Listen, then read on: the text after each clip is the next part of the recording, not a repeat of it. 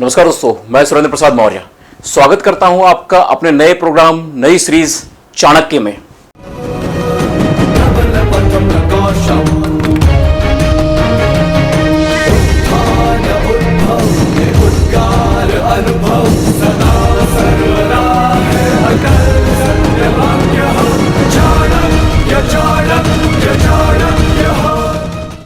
चाणक्य, इस सीरीज का नाम चाणक्य क्यों है? चाणक्य की सबसे बड़ी पहचान अगर कोई है तो अर्थशास्त्री या राजनीतिज्ञ से बड़ी है शिक्षक की। और शिक्षक वह होता है, अगर उन्हीं के शब्दों में कहूं तो शिक्षक की गोद में सृजन और प्रलय खेलते हैं। और वर्तमान युग के चाणक्य जो यह काम करते हैं, जो लोगों के जीवन के अंदर परिवर्तन लाते हैं, लोगों का शून्य से सृजन करते हैं, उदाहरण चाणक्य का है ही, जहां उन्होंने चंद्रगुप्त को माटी से उठाया था, जमीन से उठाया और एक राष्ट्र का सम्राट बना दिया। यह क्षमता सिर्फ और सिर्फ शिक्षक में है। इसीलिए इस सीरीज का नाम रखा गया है चाणक्य, क्योंकि यहां वर्तमान चाणक्यों को बुलाया जाएगा। और आज के हमारे पहले जो प्रथम चाणक्य हैं वो है जिन्होंने इस कॉर्पोरेट वर्ल्ड के अंदर स्टाफ ट्रेनिंग दी हुई है, टीचर्स को ट्रेनिंग दिया हुआ है, कॉलेज स्टूडेंट को ट्रेनिंग दिया हुआ है। वे हैं NLP trainer, internationally certified new code NLP practitioner, life coach. ऐसे प्रतिभावान और आज के जमाने में परिवर्तन लाने के लिए अपने आप से, अपने मन से एक दृढ़ निश्चय वाले व्यक्ति को प्लीज तालियों के साथ उनका स्वागत कीजिए, Shri Prakash Ditroja sir. Welcome sir. Thank you so much sir. आपका हमारे इस प्रोग्राम के अंदर स्वागत करते हुए वाकई में मैं बहुत ही हर्ष महसूस कर रहा हूं कि आप मेरी इस सीरीज के पहले चाणक्य हैं। Thank you so much, it's my honour. Sir, सबसे पहले मैं जानना चाहूंगा कि आपके स्किल्स और आपके बारे में मैंने जो बताया अभी, या जो सर्टिफिकेट्स की हमने बात की, जो प्रैक्टिस आपने की, ये एनएलपी है क्या? एग्जैक्टली शुरुआत करते हैं एनएलपी वर्ड से ही जी। तो ऐसा है कि एक्चुअली मैंने भी बहुत सारी ट्रेनिंग्स ली हुई है, लेकिन एट लास्ट मोमेंट जब मैंने मेरे करियर के अंदर एनएलपी का ट्रेनिंग लिया, जो एनएलपी लाइफ के अंदर हर एक क्षेत्र में हर एक व्यक्ति को, चाहे वो स्टूडेंट हो, चाहे वो महिला हो जो हाउसवाइफ है, चाहे वो जॉब करने वाला व्यक्ति हो, या तो फिर वो कोई बिजनेसमैन हो, हर एक व्यक्ति को ये काम में आता है।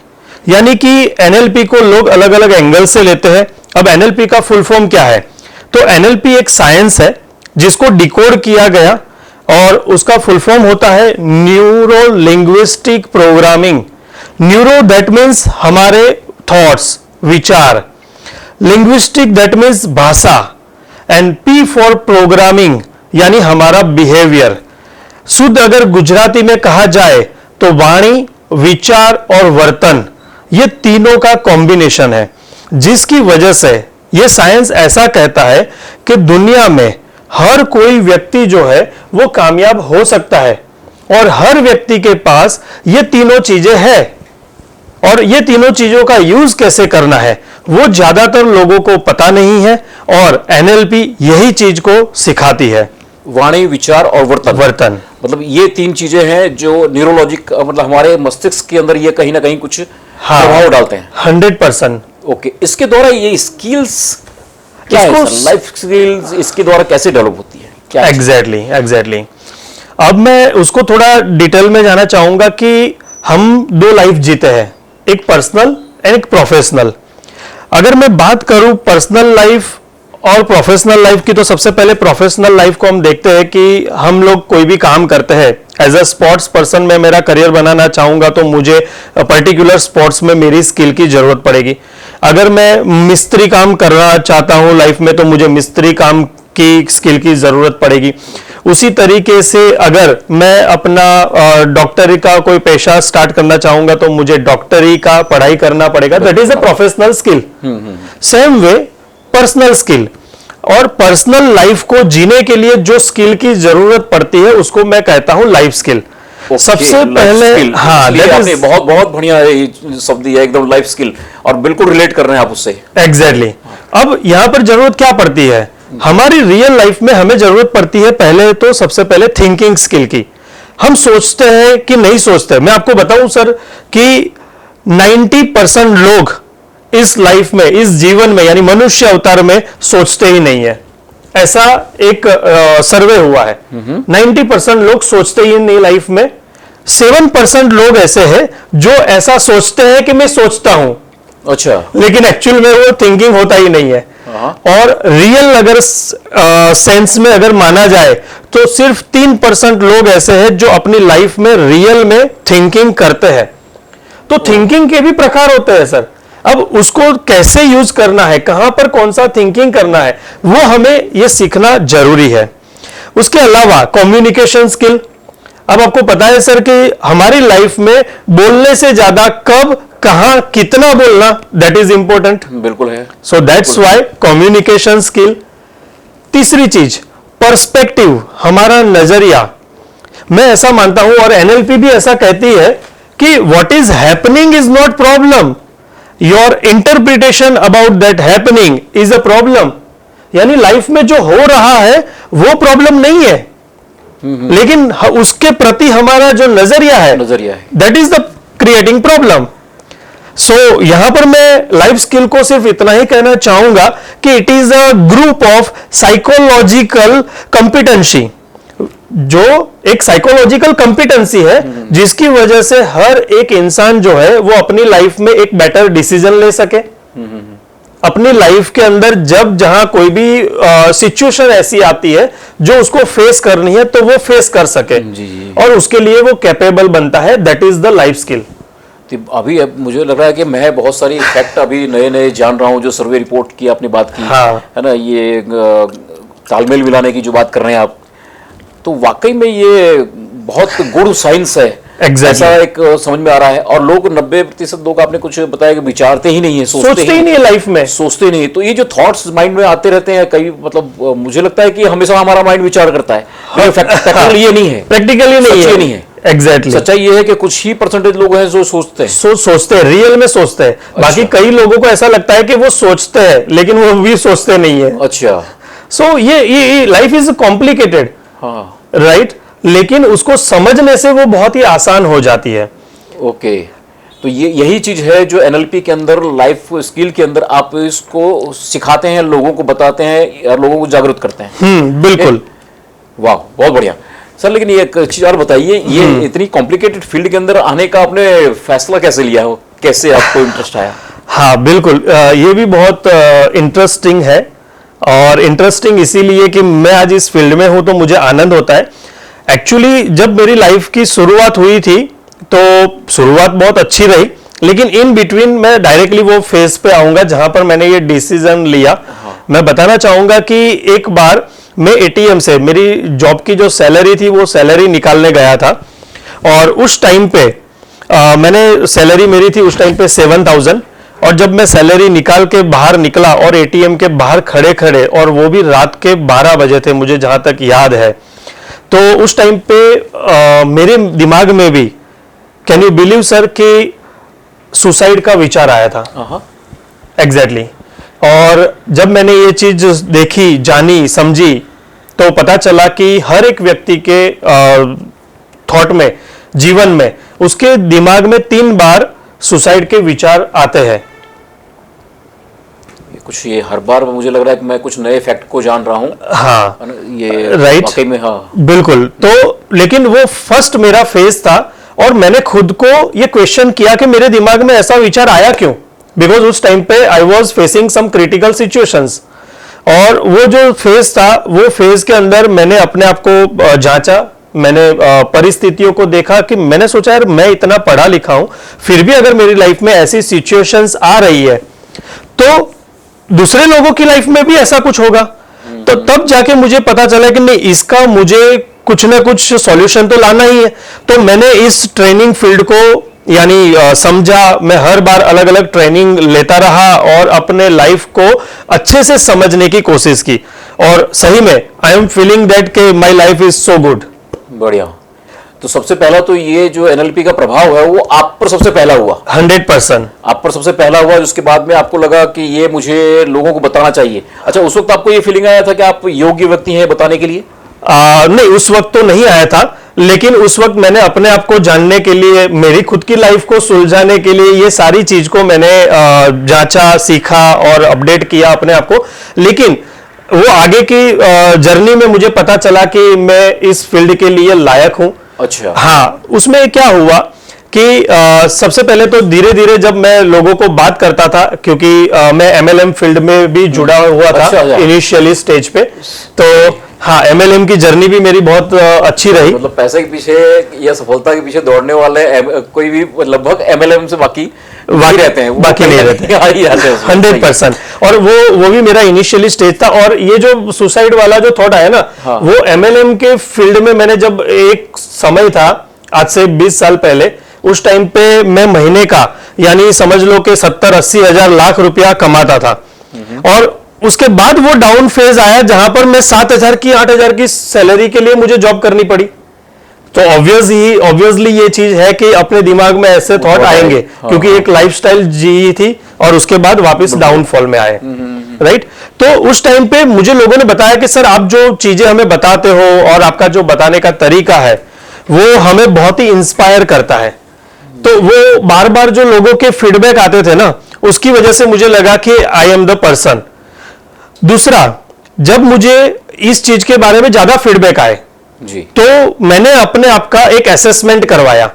और ये भी बहुत जरूरी है, क्योंकि आज की तारीख में मैं जो देख रहा हूं, बहुत सारे स्टूडेंट्स हैं, बहुत सारे लोग हैं जिनका 35 साल के बाद भी, 35-40 साल के बाद भी एक करियर सेट नहीं होता है। और आज भी मुझे लोगों के फोन आते हैं। तो वहां पर मैंने देखा कि लोग अपने करियर में सेट क्यों नहीं है, बिकॉज ऑफ कि वो प्रॉपर करियर में नहीं है। अब यहां पर एक सेंटेंस मैं और भी कहना चाहूंगा कि हर एक व्यक्ति जीनियस होता है, लेकिन वो अगर सही फील्ड में है तो बिल्कुल सही है, राइट। हाँ। तो मैंने क्या किया, एक साइकोमेट्रिक असेसमेंट आता है जो हमारे करियर को डिफाइन करने के लिए हमें अलग अलग तरीके की स्किल बताता है। असेसमेंट आपने कहा वो, हाँ, साइकोमेट्रिक असेसमेंट। अच्छा। हाँ, तो उसमें क्या होता है, हमारा कौन सा स्किल है, राइट। उसके बाद हमारा यानी इंटरेस्ट एरिया कौन सा है, वो भी हमें जानना जरूरी है हमारे प्रोफेशनल करियर में। अच्छा, हमारा मोटिवेशन फैक्टर कौन सा है, वो भी हमें जानना जरूरी है। तो ये 4-5 कैटेगरी जो है, वो सारा साइकोमेट्रिक एसेस में हमें एक कंबाइन करके वो क्यूमुलेटिव टेस्ट देता है, ओके, रिजल्ट देता है, सॉरी। तो वो रिजल्ट से मुझे पता चला कि I am the person who can inspire others, जहां पर मैं कोई भी चीज को अच्छे से डिलीवर कर सकता हूं। तो देन मैंने सोचा कि यार, मुझे सही में एक एज ए ट्रेनर और एज अ लाइफ कोच, जहां पर मैं लोगों को पर्सनल लाइफ के रिगार्डिंग कनेक्ट कर सकूं। अच्छा, लोगों के लिए असेसमेंट ये आप करते हैं? हाँ, बिल्कुल। ओके, तो सर इस तरह का असेसमेंट करते हैं, और मेरे श्रोतागणों में और मेरे दर्शकों में अगर किसी को भी अपना इस तरह का असेसमेंट अगर करवाना है, तो इनका मैं डिस्क्रिप्शन जो है, डिस्क्रिप्शन के अंदर लिंक दूंगा। इनकी वेबसाइट होगी जहां पर इनसे कांटेक्ट करने के सभी तरीके मौजूद होंगे, सभी चीज़ें। शायद फोन नंबर भी अगर आप अलाउ करें तो मैं फोन नंबर भी अंदर दे दूं। Definitely, feel free. सर का फोन नंबर भी रहेगा, तो आप लोग कांटेक्ट कर सकते हैं खुद का असेसमेंट करवाने के लिए। सर ने खुद का असेसमेंट करवाया तो लाइफ खुद की तो बदली, साथ साथ में लोगों की लाइफ भी बदल रहे हैं। आपको ये बातें कैसे लग रही हैं, आप कमेंट करके जरूर बताइए। हाँ, अगर आप इस चैनल पर नए हैं तो सब्सक्राइब करना मत भूलिएगा। सब्सक्राइब कर लीजिए, साथ ही साथ नोटिफिकेशन ऑन कर लीजिए, क्योंकि आने वाले समय के अंदर बहुत सारे गुण आपको यहाँ सीखने मिलेंगे। बहुत सारे चाणक्य से आप मिलने वाले हैं, बहुत सारे बिजनेस गुरुओं से आप मिलने वाले हैं, जिन्होंने बिजनेस को अपने आप को डेवलप किया हुआ है, और समाज के अंदर परिवर्तन लाने वाले लोगों से भी आप मिलने वाले हैं।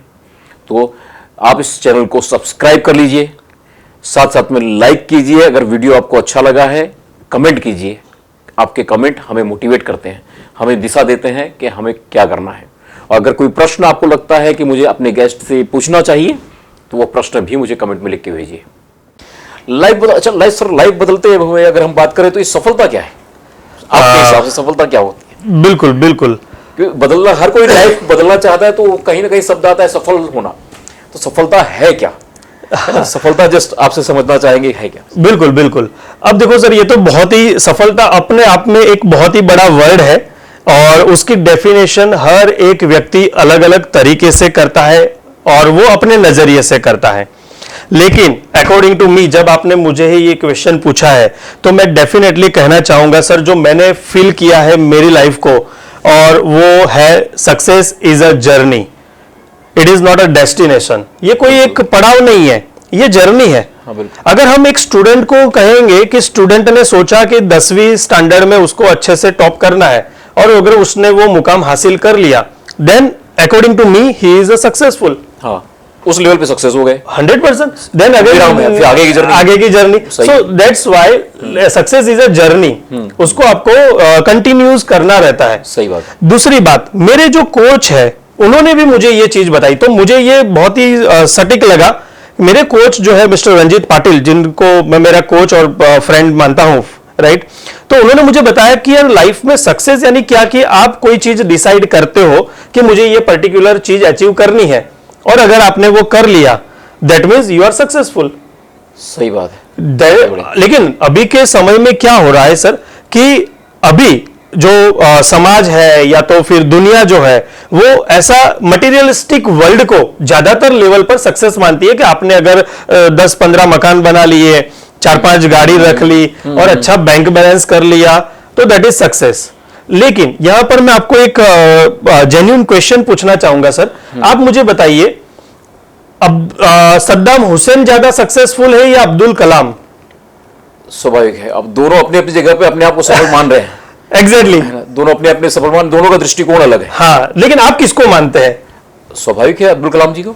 एग्जैक्टली क्यों? अब एग्जैक्टली अगर देखा जाए तो अब्दुल कलाम की कंपैरिजन में सद्दाम हुसैन के पास ज्यादा पैसा था, उसके पास सोने के हाँ सत्ता थी, सब कुछ था, लेकिन फिर भी हम उनको नहीं मानते, राइट। और अब्दुल कलाम जी जब उनका कार्यकाल खत्म करके निकले तो सिर्फ एक सूटकेस लेकर बाहर निकले थे।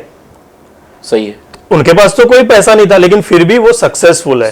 उसी तरीके से आप हर जगह पर देखेंगे। मैं अगर थोड़ा और श्रोतागणों को समझने के लिए अगर मैं कहूं तो हेलन केलर जो जन्म से डेफ और डम थी, यस या नो सर, लेकिन फिर भी आफ्टर हिज हर लाइफ वो कहती है I have found my life is so beautiful.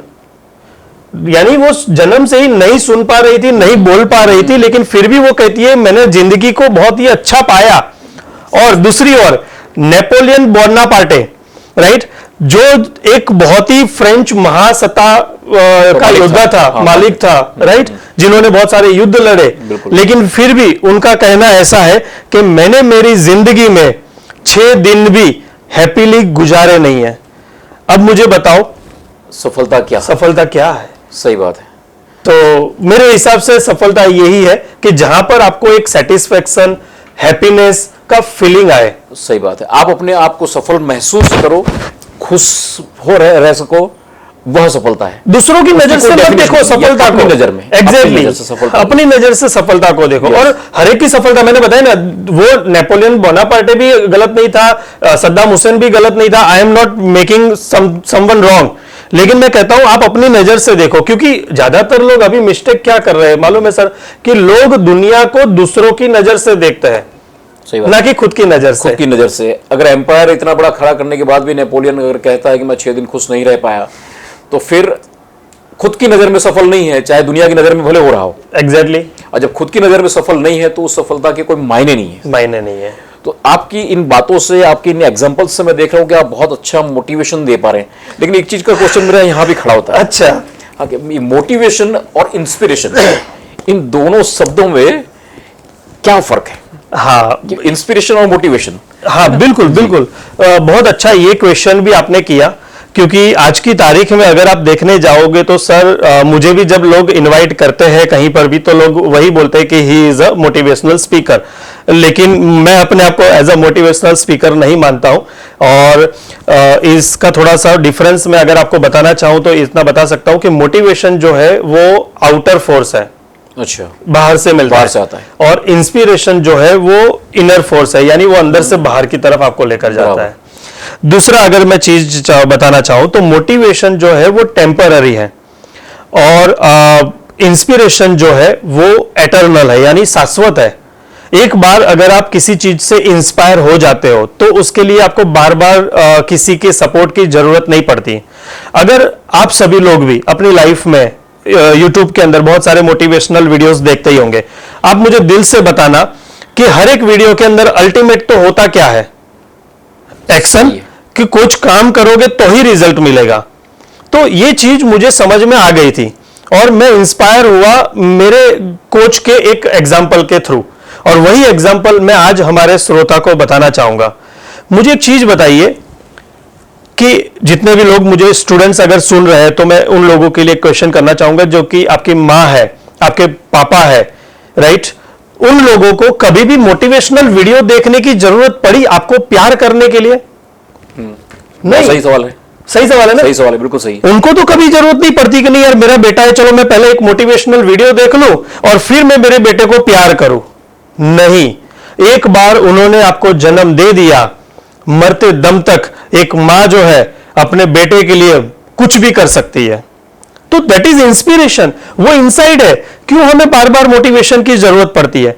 मुझे मेरी लाइफ का मीनिंग मिल गया कि मुझे ये करना है, then after I am self motivated, मुझे अंदर से ही अभी इंस्पिरेशन आ रहा है। That's why I just keep on my working, keep on my working. बहुत बढ़िया, बहुत बढ़िया। मैं दर्शकों से कहूंगा कि भी आप अपने विचार कमेंट में डालिए। सर ने जो कहा, सर ने जो बताया, आप कितना सहमत हैं और आपके विचार में ये क्या होना चाहिए? सर, आज के युग में इतना सारा परिवर्तन आ चुका है, जमाना इतना बदल चुका है, सुविधाएं इतनी बढ़ चुकी हैं। बिल्कुल, हर तरह की सुविधाएं आज हैं जो आज अगर हम पिछले 50 साल पीछे चले जाएं तो उस वक्त की जो लाइफ थी, उस वक्त जो लोग थे उनके पास इतनी सुविधाएं नहीं हुआ करती। बिल्कुल। तब भी लोग उस वक्त डिप्रेशन में नहीं जाते थे। तो आज क्या है कि इतना डिप्रेशन, फ्रस्ट्रेशन, एंजाइटी सब हो रही है लोगों को।